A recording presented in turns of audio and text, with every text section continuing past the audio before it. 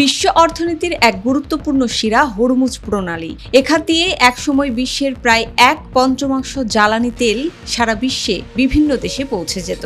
আর সেই গুরুত্বপূর্ণ পথ নিয়েই আবার তৈরি হয়েছে উত্তেজনা। ইরান ঘোষণা দিয়েছে তারা হরমুজ প্রণালীর নিয়ন্ত্রণ আগের অবস্থায় ফিরিয়ে নিচ্ছে।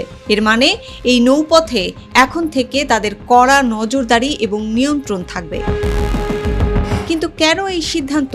ইরানের অভিযোগ, যুক্তরাষ্ট্র তাদের বন্দরগুলোতে কার্যত নৌ অবরোধ সৃষ্টি করেছে, যাকে তারা জলদস্যুতা বলে আখ্যা দিয়েছেন। অন্যদিকে ইউনাইটেড স্টেট তাদের অবস্থানে অনড়। প্রেসিডেন্ট ডোনাল্ড ট্রাম্প স্পষ্ট করে দিয়েছেন, ইরানের পরমাণু কর্মসূচি নিয়ে নতুন কোনো চুক্তি না হওয়া পর্যন্ত অবরোধ চলবে।